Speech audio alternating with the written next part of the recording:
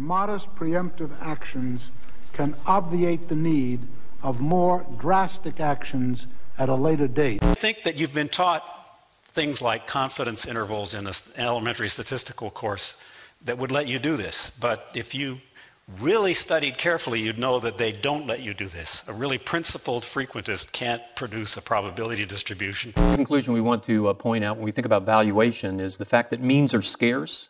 I alluded to this already, that as finite beings, we can't will our ends to be attained. Statistical description of the government's net of interest surplus. Deflation, they think that yields could drop to, say, less than 1% on the 10 years and less than 2% on the 30 years. That would effectively be a takeover of monetary policy by the Congress. Daunting, right? Might even make you feel stupid. Perhaps it's no wonder then, while even with the ongoing economic failures across the world, inequality, increasing poverty, debt collapse, bank failures, unemployment rising, very few today seem to be able to understand, let alone discuss, modern economics. Outside, of course, the delegation game, where the only attempt at solutions people know is the mere shifting around of the deck chairs on the Titanic, assuming some new politician, central bank policy, or corporate legislation is going to save the day. Well, some years back, after coming to the conclusion that our politicians, legislators, and established authorities just might be provably incompetent when it comes to the truly intelligent management of our society, I started to look for questions and answers on my own.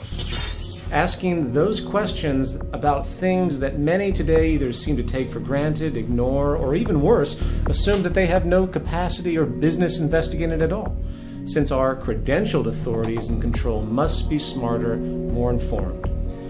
It's a sad staple of modern culture, you know. The old relax, turn on the TV, keep going into debt, and pump out a bunch of kids while you're at it. But most importantly, keep showing up at those jobs, which you have likely already fooled yourself into believing serve some legitimate social role. Remember, the 1% of the world that owns 40% of the planet's wealth did not get that way with you understanding how the world really works. Nevertheless, and such cynicism aside, I decided that I needed to start again, if you will, and ask some fundamental questions about stuff most simply have written off and forgotten. If you were to take a poll today of our species, asking what truly are the most fundamental questions that pertain to human survival and prosperity, such as, what really supports human life, how food grows, what energy is, what creates and reinforces good public health, what defines a useful or detrimental belief system, you can rest assured that the vast majority would have more concrete answers about baseball statistics, fashion trends, sitcom plots, and religious scriptures. Not to demean the cultural pleasures and creativity of expression that creates enjoyment in this life, but we have a distortion of priority that has proven incredibly detrimental to the future of our sustainability on this planet, where the majority facing clear mounting problems not only doesn't understand what the root of such problems really are, they don't even know what questions to ask. And today there is no greater destructive ignorance at hand than the vastly delusional concept known as modern economics. And it is in this fundamental context that I found the most interest. So what is an economy? Where does its foundational premise come from? What are we relating to exactly? How is societal organization finding a benchmark for itself? Is there a benchmark? What are we doing? And why does the discussion of this subject appear to be so elitist in its vocabulary and orientation? Is it really that complicated? Well, I became so tired of being called ignorant of the subject by self-proclaimed experts I challenged, I decided to take it upon myself to read the entire macroeconomics curriculum of Harvard University from the undergraduate to the PhD level, along with all the staples of influence, F.A. Hayek, John Maynard Keynes, Ludwig von Mises. And I'll tell you what, I'm really glad I did, because I had some very poor judgments that needed correction. Not so much regarding my views about economics, but that life is short, and I wasted an enormous, unforgivable amount of time reading this outdated, overly intellectualized gibberish. Bob, would you take care of that, please? The fuse panel. Be careful, man, it's not grounded. As the following episode will detail, modern economics is not true economics at all. It's a mere ideological philosophy built upon a series of presuppositions that have been given the illusion of permanence. There is absolutely no relationship to the scientific integrity of our knowledge of the environment built into this model. The monetary market system of religious belief is at the core of the vast majority of ecological and social imbalance we see in the world today. Sadly, it is in the face of normality, so many look past it. We might begin to see that this principal notion and practice is truly a problem in society, and to me, it is at the heart of a culture in decline.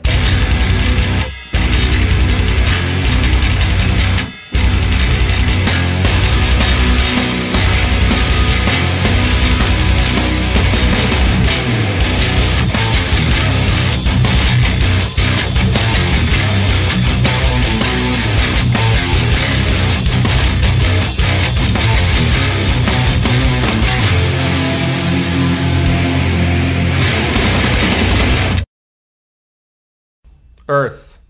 Curious little ball of rock, gas, and water, isn't it? Hard to believe this little bubble of chemical elements floating in space, basically powered by the sun, could give rise to our colorful yet rather troubling super monkey species. A species often appearing pretty serious in its interest to destroy its habitat. Though I should say, pretty serious in its interest to destroy itself. What is democracy?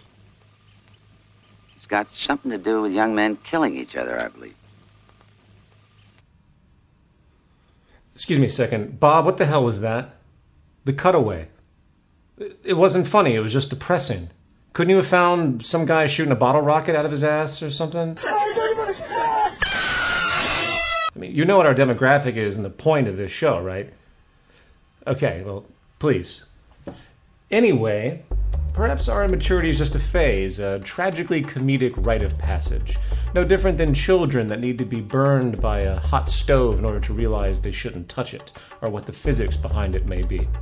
Nevertheless, the history and characteristics of this little orb can be scientifically described with a good deal of accuracy. A couple billion years old now, a composite of gas and dust that resulted mostly from a large chemical reaction long ago, likely an exploding star or supernova. And over millions of years, this dust clustered into relatively big chunks of rock, a pronounced gravitational field emerged, our chemical elements were slowly reorganized, and conditions emerged to enable water and an atmosphere, which is what bred the first single-celled organisms.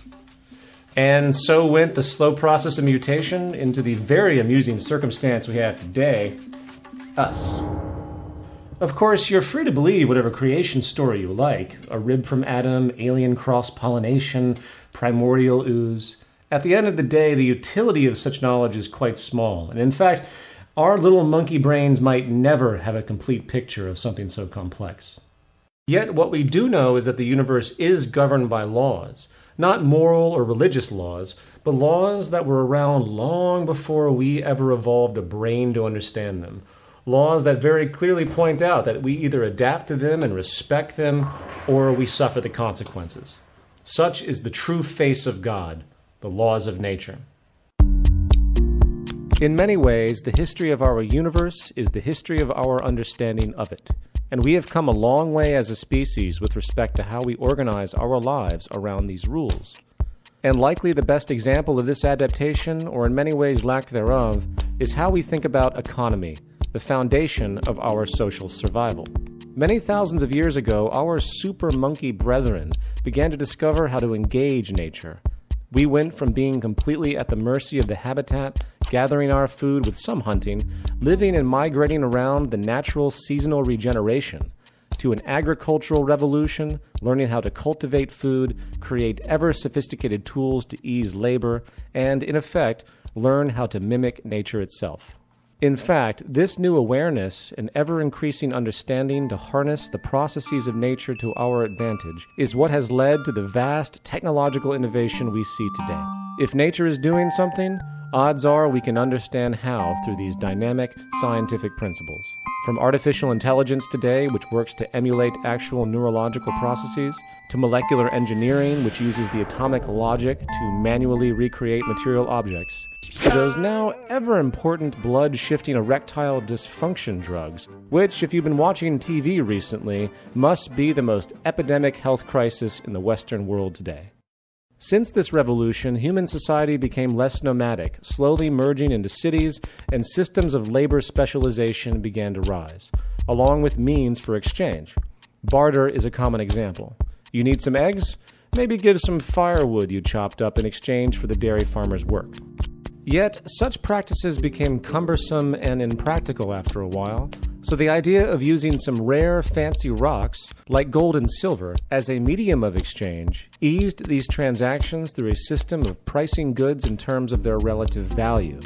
This gave birth to what we know today as the adjustable price system, which, through the public's aggregate patterns of exchange and production, creates a crude yet semi-workable logic where the prices of goods reflect the balance of supply and demand, otherwise known as the market or market value. Let me explain.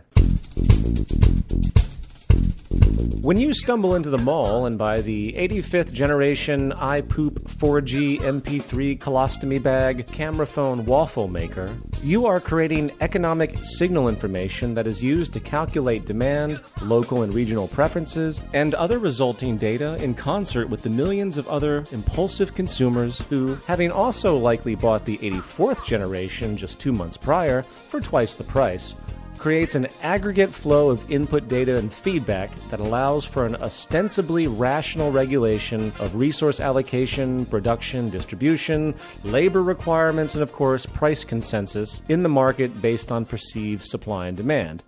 Not to mention the general data of how the marketing team can screw you over even more later on. This mechanism is partly what the ultimate high priest of our current economic religion, Adam Smith, was alluding to with his invisible hand notion of causality in the free market. And in many ways, he was onto something. It does work in a limited context in a crude way. In fact, in the 1920s, an economist named Ludwig von Mises put forward the still high-standing claim that without the price mechanism, economic calculation and rational resource allocation and general organization would be impossible. He called it the economic calculation problem. However, things are much different today than they were 200 years ago when Adam Smith published his Wealth of Nations or when Ludwig von Mises made his criticism of central planning. The fact is, the argument has changed. The economic debate now is what is actually sustainable and progressive for the human species, not the mere mechanics of the movement of money. While it is true the price system might allow for the basic calculation of supply and demand data to help rationally allocate labor, preference, distribution, and the like, it ignores the real operational factors that relate to true, efficient, earthly management, hence the true definition of economy, which is optimized efficiency on all levels. For instance, there is no consideration for optimum resource allocation based on the material's most efficient purpose. Rational allocation of resources is not rational if the most conducive use of those natural materials scientifically is not directly considered and brought into comparison. There is no consideration for the organizational efficiency of technical production itself. And all you have to do is analyze the waste machine of globalization to see this insanity at work. There is also no consideration for regeneration needs or recycling protocols, a true requirement for responsible, rational resource use on a finite planet. Nor is there any true production or distribution efficiency in any optimized scientific sense, as such a means is, as will be described more so in a moment, also counter to the inherent logic of the market system itself. These, coupled with many other serious parameters needed for a truly efficient economy, are simply ignored, or even worse, assumed to be inherent to the price mechanism's function when they clearly are not. You see, the price mechanism's concept of efficiency translates the subjective mass interaction of consumers into the narrow assessments of regional demand, production, and distribution. It has nothing to do with how or why the methods of industry are what they are. Such factors are left up to the whim of the producers. operating for profit alone, completely decoupling from the natural regulation of scientific principles of sustainability. Oh man. You see, at the core of the economic calculation problem is really the argument that we are completely irrational, that we can't possibly be organized in a way that is structurally efficient. We're too insane, essentially. Therefore, we have to have a general economic anarchy to organize our society, and there's no other way around it.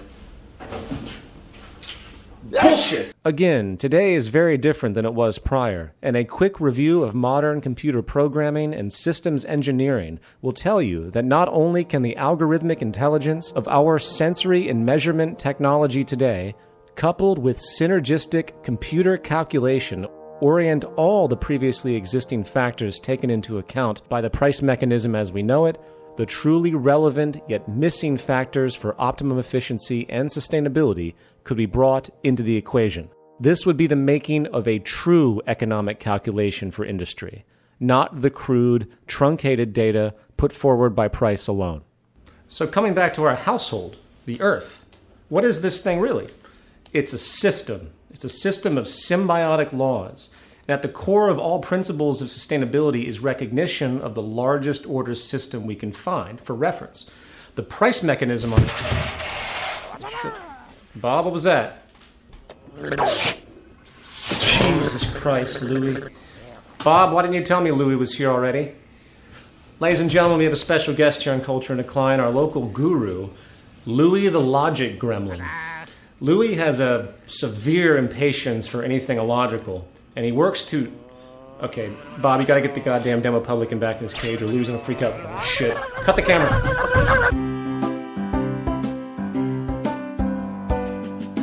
Sorry about that, ladies and gentlemen. As I mentioned, Louis here gets a little frustrated when it comes to anything illogical, and the demo publican is sort of his mortal enemy. Anyway, Louis, since we have you here, I want to ask you a few questions. Is the free market actually a good basis for sustainability for the human species? Okay,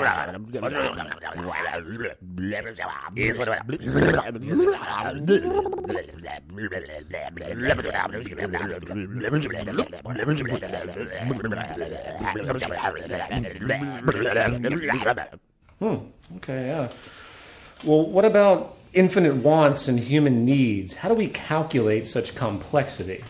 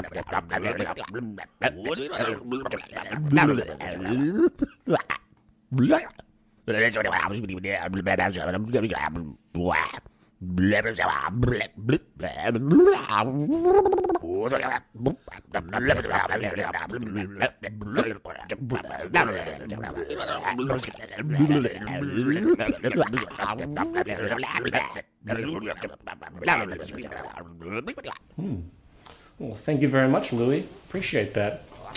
Well, there you have it, folks. However, logic aside, opinions about our economic system range dramatically. So to gain some public consensus on the issue, we now go live to our New York Culture and Decline correspondent, Big Scotty D, who's live on Wall Street. Thank you, Peter. This is Scotty D in front of the New York Stock Exchange. Today we're here in New York City just to try to talk to some people on the street and find out a little bit about what's going on in the world perception of economics. Culture and Declines, man on the street. Sir, do you want to talk about the economy? Would you like to talk about the economy? Would you like to talk about the economy? I really suck at this, but I don't think people want to talk about the economy either. I just walked to my supermarket. He told me you can't do that here. Oh. However, there was one guy who was willing to talk to me. What do you feel is the definition of economics? Standing here in front of Wall Street, I'm just curious, what do you think economics is? Well, I would say that economics is really it's just based on money, the things that go on from over here by Wall Street. It's just money that makes the system, generate throughout New York City or wherever in the world. But it's just mainly a money thing which make the world go around. I know what you're thinking. You're thinking, what is this guy talking about? But in reality, he probably knows as much about economics as I know about interviewing people on the street. And it seems like most of us really don't know what the economy is all about anyway. Back to you, Peter. Man on the street. Is it me, or have you noticed that there is more for sale in the world than ever before? And I'm not referring to goods in your local store. Today, the market rationale is that everything is for sale and nothing is sacred. Need some cash? Why don't you rent out your forehead to commercial advertising? Or better yet, why don't you buy the life insurance policy of your elderly neighbor, and when she dies, you can get a nice payout. Yup, it's legal. Or maybe it's the little things that make you happy. So rather than put that blow-up doll in your car, to use the carpool lane, just buy it like you can in Minneapolis. Or maybe you have an itch to slaughter that endangered black rhino in Africa. Well, you can. Costs you about $150,000, but hey, it's there. $150, boy, I can't wait to eat that rhino. Or more seriously, maybe your kids are not excelling well at school. Well, the market has a solution. Pay them. Pay them to read and get good grades, like they do in Dallas, Texas. But perhaps that's overkill, because by the time they hit college age, most prestigious universities will look the other way for admission once a nice hefty donation is made for that new library wing. Want to serve your country but are tired of all those pesky UN war rules and poor pay? Just join the growing legion of private military contractors who are slowly replacing the U.S. military in general. Or how about love? Need a date but don't want to wade through all the fog? Women will now go on dates with the highest bidder on some dating sites. Forget chatting, just fork out a couple $100 to entice the woman of your choice to allow you to pay for her dinner. I'm sure it will be a long-lasting relationship. Or perhaps most important, does your business need a law passed to secure profits? Well, just hire a lobbyist to influence Congress. As the prior episode of Culture and Declin denoted, there is nothing in the political and legal spectrum that is not clearly for sale. In fact, why do you think the court system allows most offenses to be cleared with monetary fines? But even if you do something really bad and you're stuck in jail, don't fret, because in some cases you can pay about $80 a night for a nice upgrade to a clean, quiet jail cell in the nice area of the prison. You name it, you can buy it, and nothing is sacred. 143 years after the passage of the 13th Amendment to the U.S. Constitution and 60 years after Article 4 of the UN's Universal Declaration of Human Rights banned slavery and the slave trade worldwide, there are today more slaves than any time in human history, trafficking about 30 million for various profit schemes. But what about ethics, you might ask? Well, what about it? Ethics and morality continue to be redefined by the economic ethos of the day, and when a Wall Street trader makes millions of dollars betting against the currency and hence prosperity of another country, I can assure you he is sleeping like a baby at night. And why shouldn't he? He is simply doing what is rewarded and reinforced by the economic system at large. You see, the market's inherent psychology has nothing to do with anything except its own perpetuation. When you hear politicians tell you that they are invading some poor country to bring freedom and democracy, you need to understand what those words really imply. The freedom they bring is market freedom, and the democracy they bring is the democracy of purchasing power, the freedom of using money for influence, the freedom to, in fact, restrict the freedom of others. However, let's get back to this technical stuff. Putting aside the distortion of market rationale that now puts everything for sale, putting aside the false premise that the price mechanism actually properly calculates the true attributes of a sustainable and efficient economic practice, and putting aside the basic value system disorder radiating out of the overall basis of unfolding, let's now take a little quiz. Welcome to Modern Economics 101. Question 1. If you lived on a planet with finite resources and an expanding population, would you encourage an economy based on the need for growth and consumption to keep everything going? Correct answer? No. The fact that our economy literally requires constant consumption and growth to keep GDP afloat and people employed is the hallmark of not an economy, but an anti-economy. Question 2. If you were a producer, would you make goods to be as durable and adaptable as possible given the finite nature of resources and an interest to maximize labor productivity? Answer: yes. Today, it's the opposite, and not only are all goods inferior the moment they are made due to the cost efficiency needs for corporations to remain competitive, most companies also engage in what is called planned obsolescence, which deliberately reduces good quality to encourage repeat purchases for more profit. Question 3.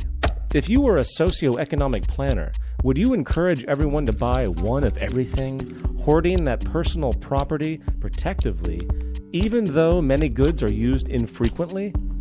Answer: no, that would be inefficient. The reality that goods are only as relevant as their use would be realized, and hence a system of shared access, not blind, restrictive universal ownership, would be the most rational manner of unfolding. Question 4.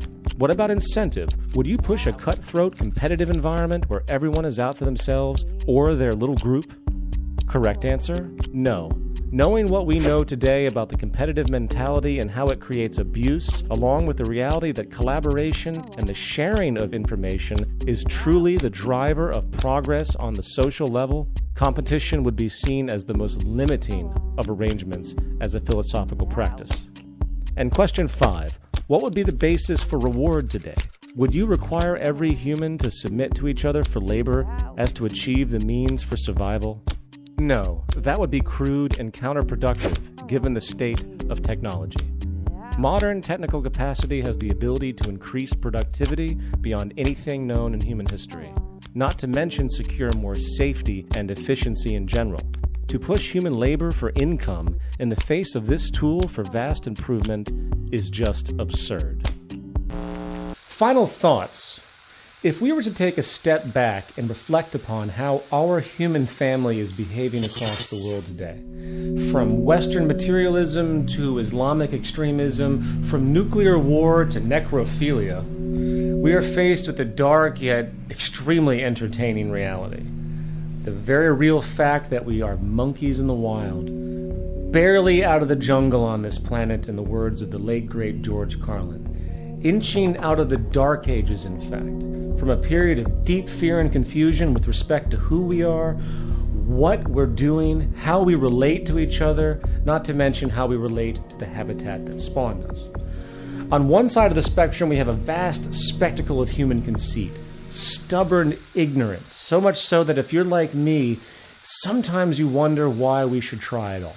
That maybe this species deserves everything it gets, and its fate as an evolutionary cul-de-sac, a failed genetic mutation, might be an ideal hope for this universe. Cynicism aside, however, it's easy to see that there is a growing change in the minority, which will slowly become majority if we let it. An awakening is happening. An awakening where people have stopped imposing their traditional ideals and various ideological baggage on the world and instead are starting to listen. Listening to what the tools of our ingenuity has afforded us. Listening to the message of nature itself. And if there is any context which needs a serious intervention with respect to the natural laws that govern us, if there is any context where we need to simply pay attention, prepared to drop all of our prior assumptions and change accordingly, it is in the economic context. Economics is not just some arbitrary abstraction for processing and distributing resources.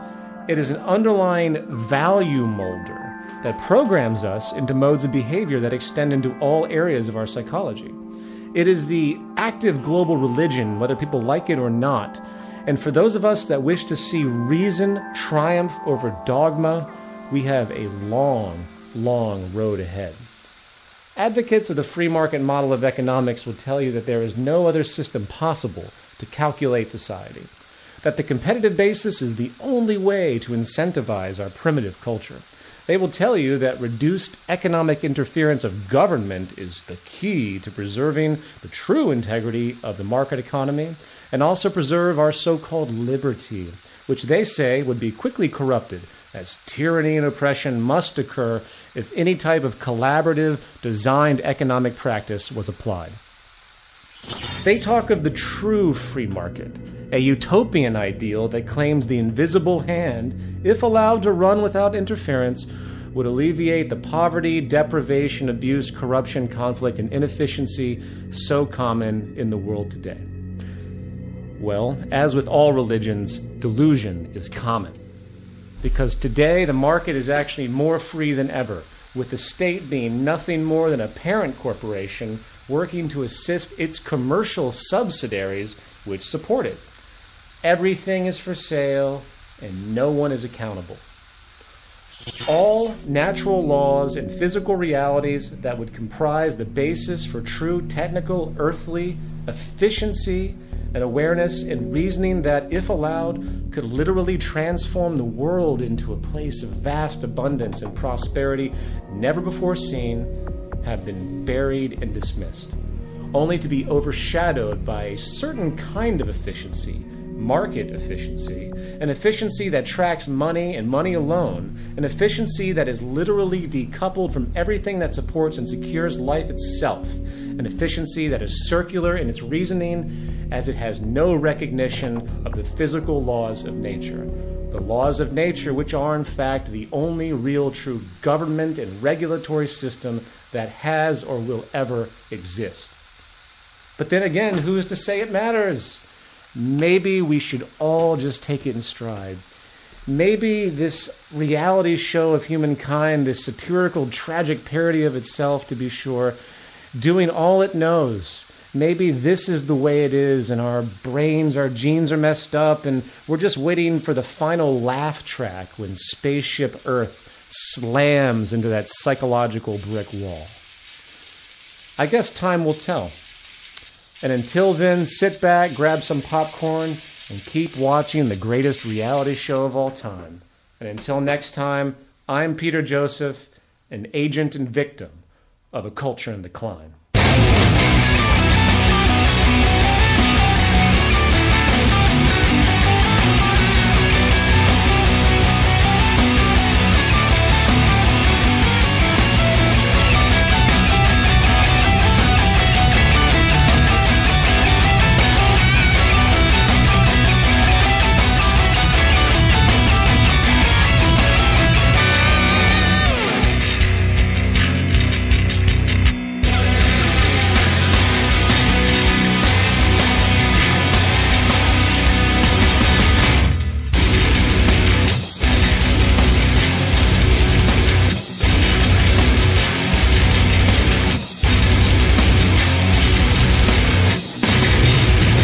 Would you like to talk about the economy?